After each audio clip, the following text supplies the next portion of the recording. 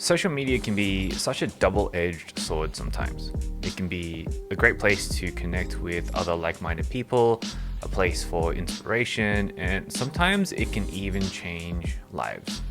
But we forget sometimes that social media is just one giant popularity contest, and that popularity isn't always everything.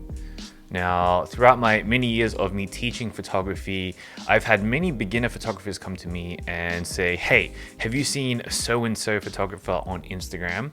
And the answer is usually no. There's a lot of photographers out there, but I usually go and check anyway just to fuel my curiosity. And the response that I usually want to say to them most of the time is, "Really?" And look, I understand that Instagram is used for everything. People go to Instagram for all sorts of things nowadays. People want to be entertained. People want to learn something. People want to be pacified between their lunch breaks.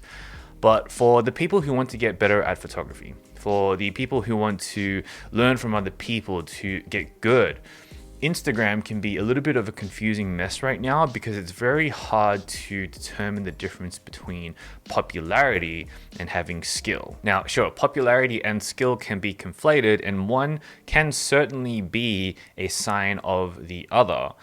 But this isn't always the case 100% of the time. And I think as photographers, it's really important for us to realize which is which and be able to distinguish one from the other. So let's talk about popularity for a second. Now, on Instagram, your followers are the signal for how popular your account is.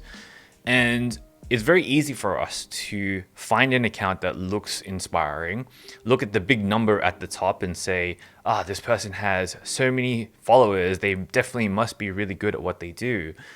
And it's very easy for us to fall into that trap. But the reality is, unless we've been following someone for an extended period of time, we don't actually know the story behind how they amassed those numbers. And that's important because people forget all the time that there are so many different ways to grow your account. There are so many different ways you can be getting followers, and not all followers are equal depending on the goals that you are trying to get from viewing content on that account. Conventional posting is still one way someone can gain followers, but a photographer can also gain followers by posting reels, and the content that they're posting may or may not even be photography related.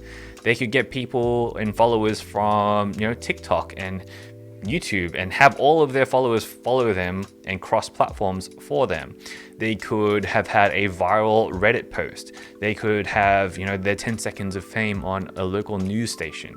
They could have, heaven forbid, bought their followers. Please don't do that. But the point is that this big number at the end of the day, is not a reliable source for you to be able to gauge the level of skill a person has in the craft of photography.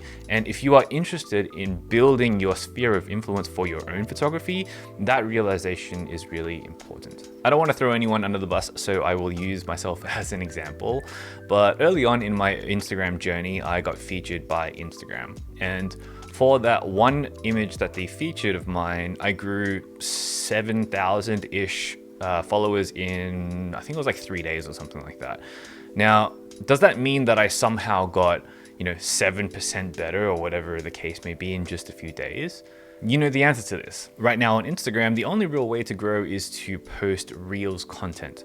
And it's been a very interesting experience. I've been sitting back on the sidelines, just watching other photographers navigate through the space. And, there are photographers out there that are growing 10, 20, 30, 100,000 followers in a very short space of time, posting content that is sometimes photography related, but most of the time just really sugary, quasi-photography, travel-y related stuff. And whilst that's great for them and their goals and what have you, does that suddenly mean that they are 1, 2, 10 times better as a source for you to be inspired when it comes to photography? Again, you know the answer to this. My point is this. Don't be fooled by the numbers. There's just way too many places to be able to gain numbers and too little avenues for you to be able to check where those numbers actually came from and whether or not those numbers are credible towards the goals that you might have as a budding photographer and someone who is looking to improve their craft. If your goal is to improve your craft, you need to be very choosy, very picky, very deliberate with your choices when it comes to who you're bringing into your sphere of influence, because it is your influence that gives you nuance and flavor to your overall development and your style in photography.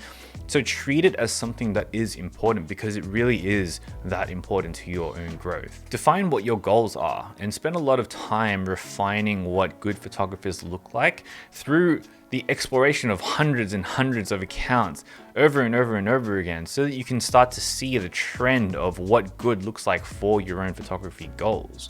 Look for photographers who have a mature sense of style. Look for photographers who don't latch on to trends, who don't push sugary content all the time, who have thematic and stylistic consistency over a long body of work, over a long period of time. We're talking months, we're talking years. And then when you follow them, keep them responsible and keep them accountable for being your influence.